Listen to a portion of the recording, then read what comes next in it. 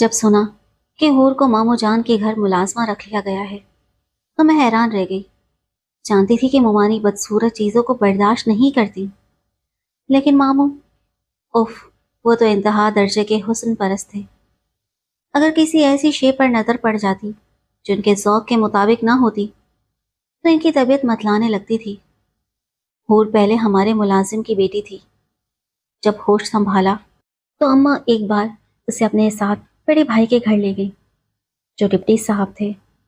یوں پہلی بار وہ ڈپٹی کمشنر کے گھر پہنچی۔ ممانی کو بخار تھا، وہ آنکھیں بند کی لیٹی تھی۔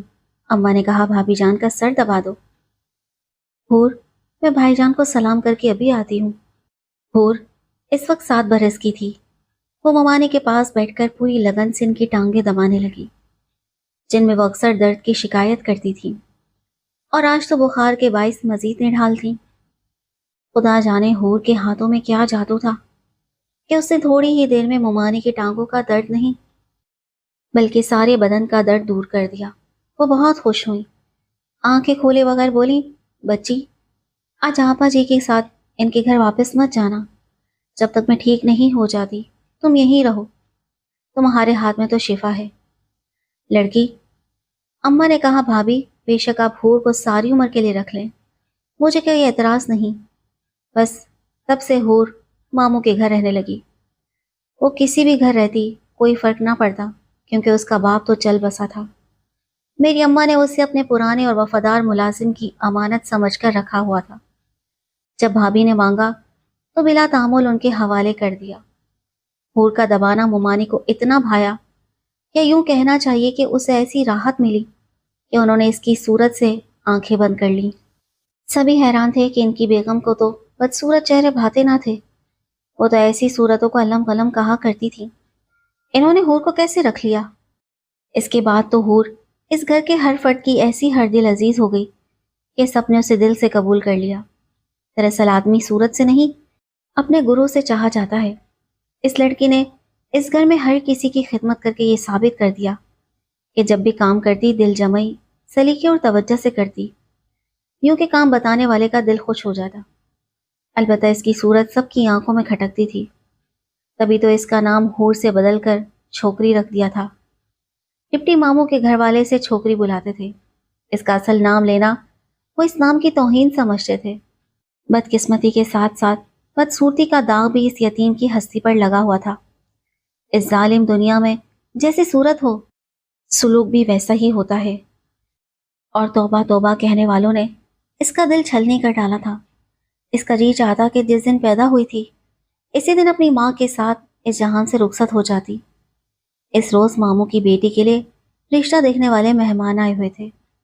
بیگم صاحبہ نے صاف کہہ دیا تھا کہ چھوکری، تو اپنی بھوتنی سی شکل لے کر مہمانوں کے سامنے مت آنا، ورنہ وہ تیری صورت دیکھ کر ہی اٹھ کر چلے جائیں گے۔ اگر ملازم ایسے بد شکل ہیں تو مالکوں کے ذوق کا کیا عالم ہوگا۔ ہور بیچاری گردن ہلا کر ایک کونے میں دبک گئی۔ جانے پھر کیا دل میں آئی کہ حسنہ بی بی کے ہونے والے دلہا کو دیکھنے کی خواہش میں ڈرائنگ روم کے دروازے کے سامنے جا کھڑی ہوئی، جہاں سے مہمانوں کی جھلک صاف دکھائی دے رہی تھی۔ لڑکا خاصا خوبصورت تھا، مگر اس کا بڑا بھائی تو اور خوبصورت لگتا تھا۔ ہور اپنی بدصورتی کو بھول گئی اور بس اس کو دیکھتی رہ گئی۔ دل ہی دل میں سوچنے لگی، الہی، کہاں تو نے مجھ جیسی بدصورت پیدا کیا اور کہاں ایسے حسین چاند جیسے چہرے بھی بنائے ہیں۔ دروازے کے ایک کونے سے اسے یوں جھانکتے پا کر خرم صاحب بولے، لڑکی، ایسے کیا جھانک رہی ہو؟ جاؤ چائے لے کر آؤ۔ تب بیگم صاحبہ کی نظر بھی دروازے پر پڑی اور انہیں پتا چلا کہ ہور وہاں کھڑی ہے۔ انہوں نے غصے سے ادھر دیکھا تو وہ بیچاری گھبرا کر فوراً باورچی خانے کی طرف بھاگ گئی۔ اتنے میں چھوٹی بی بی نے چائے کی ٹرے اس کے ہاتھ میں تھما دی اور کہا، لے جاؤ، مہمانوں کے سامنے رکھ دو۔ وہ بیچاری کانپتے ہاتھوں سے ٹرے اٹھائے ڈر ڈر کر دوبارہ کمرے کی طرف چل پڑی۔ بیگم صاحبہ اس وقت غصہ پی گئی کہ اس گھڑی کا یہی تقاضا تھا، مگر دل میں غصہ لاوا بن کر کھولنے لگا تھا۔ باوجود سختی سے منع کرنے کی یہ چھوکری پھر بھی ادھر جھانکنے سے باز نہ آئی اور اپنی منحوس صورت مہمانوں کو دکھا ہی دی۔ پھر حکم ہوا کہ ٹرے رکھو اور چائے مہمانوں کو دو۔ وہ سلیقے سے سب کو چائے کی پیالی تھمانے لگی لیکن جب پیالی خرم کو دی تو ان کے روبے حسن سے اس کے ہاتھ لرز گئے۔ اوپر سے بیگم صاحبہ نے جو غصے سے گھورا تو پیالی خرم صاحب کے اوپر ہی گر پڑی۔ گرم چائے سے ان کی ٹانگ جل گئی۔ بیگم صاحبہ جو اب تک ضبط سے کام لے رہی تھی اس منظر پر آپے سے باہر ہو گئی۔ انہوں نے آؤ دیکھا نہ تاؤ جوتی اتار کر حور کو پیٹنا شروع کر دیا۔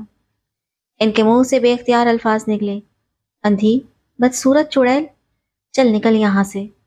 خرم صاحب نے بالآخر ان کا ہاتھ روک لیا اور کہا، آنٹی کیا غصب کر رہی ہیں؟ یہ بدصورت ہے تو کیا ہوا، ہے تو انسان، بدصورتی کی اتنی بڑی سزا؟ اس نے پیالی جان بوجھ کر تو نہیں مجھ پر گرائی، جانے دیجیے۔ بیچاری ہو روتی ہوئی کمرے سے نکل گئی۔ سب کے سامنے اپنی اس قدر تذلیل پر اسے گہرا صدمہ پہنچا۔ دل میں سوچنے لگی، اے اللہ، میں مر کیوں نہ گئی؟ وہ اپنی کوٹری میں جا کر روئی اور اگلے ہی دن خرم صاحب نے کہہ دیا، میں شادی کروں گا تو اسی بھوتنی چڑیل سے، ورنہ کسی سے نہیں۔ وہ لندن میں رہتے تھے، سنا تھا کہ شادی اس لیے نہیں کرتے تھے کہ انہیں اپنی پسند کی لڑکی نہیں ملتی تھی۔ حسن ان کے پاس تھا تو ان کے حسن پر چار چاند لگتے۔ ان کی والدہ کہتی تھی کہ وہ بہت نازک مزاج ہیں۔ ماں نے ایک سے ایک حسین لڑکی ان کے سامنے رکھی مگر ان کے دل کو کوئی بھی نہ بھائی، اور جو بھائی تو وہ کون؟ ایسی کالی بھدے نقوش والی لڑکی جس نے بھی سنا دانتوں تلے انگلی داب لی۔ خرم کی ماں تو دم بخود رہ گئی اور ہماری مومانی بیگم، وہ تو بری طرح چلا اٹھی، کہنے لگی، اتنے بڑے باپ کا بیٹا جن کی دولت کا شمار نہیں اور وہ بھی خوبصورت خوبرو، اور ہمارے گھر کی نوکرانی ایسی دیدہ دلیپ شکل والی، ہرگز نہیں۔ مگر بعد میں سب نے انہیں سمجھایا کہ تمہارا کیا جاتا ہے۔ خود ماموں نے اپنی زوجہ محترمہ سے کہا، عالم جانم، جب ان کے چھوٹے بیٹے کا رشتہ تمہاری بیٹی سے ہو رہا ہے تو ان لوگوں کو ناراض کر کے اپنی بیٹی کے نصیب کو کیوں ٹھکرانا چاہتی ہو؟ ہے تو یہ ایک مشکل بات مگر ناممکن نہیں۔ احمد کی شرط یہی ہے کہ وہ ہماری لڑکی سے تبھی شادی کرے گا جب اس کے بڑے بھائی خرم کی منشا پوری ہوگی، تو ہمیں انہیں چھوکری کا رشتہ دینے میں کیا تعمل ہے؟ ہر کسی کی اپنی پسند ہوتی ہے اور اپنی قسمت۔ خدا نے اس غریب لڑکی کی تقدیر ایسی ہی لکھی ہوگی، تو ہم اور تم کون ہوتے ہیں اس کی تقدیر کو بدلنے والے؟ اور ہمیں یہ جرأت کہاں کہ اللہ کی منشا میں دخل دیں؟ ہم اس کے عاجز بندے ہیں، ہمیں عاجز ہی رہنا چاہیے۔ اللہ کے خوف نے مومانی بیگم کو رام کر دیا اور یوں ایک بدقسمت نہ رہی، وہی بدشکل لڑکی جس کی صورت دیکھنے کو کسی کا جی نہ چاہتا تھا، عزت و وقار کے ساتھ رخصت ہوئی۔ ہمارے ماموں نے اسے زیوروں سے لاد کر سر پر شفقت کا ہاتھ رکھ کر رخصت کیا۔ وہ چھوکری جو کل تک ان کی خدمت کرتے نہ تھکتی تھی، شادی کے بعد خود اس کے سامنے کئی نوکر چاکر تھے جو کبھی دوسروں کے اچھے لباس کو حسرت بھری نظروں سے دیکھتی تھی اور سب کی اترن پہنتی تھی، وہ اب خوبصورت لباس پہنے سونے جیسی دولت میں کھیل رہی تھی۔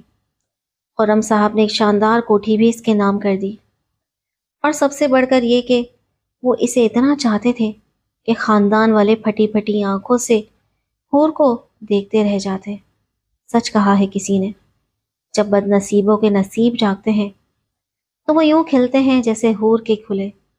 اللہ جانے اس لڑکی نے کس لمحے کتنے دل سے اپنے لیے اچھے دنوں کی دعا کی تھی کہ وہ دعا عرش تک پہنچی اور بارگاہ الہی میں مستجاب بھی ہو گئی۔ اس لیے کہتے ہیں کہ انسان کو کبھی بھی اپنے رب کی رحمت اور فیاضی سے مایوس نہیں ہونا چاہیے۔ جس لڑکی کو ہر کوئی اس کی بدصورتی کی وجہ سے حقیر جانتا تھا، اس سے ایک رئیس زادے نے دل کی آنکھ سے دیکھا اور اپنی زندگی کا ساتھی بنا لیا۔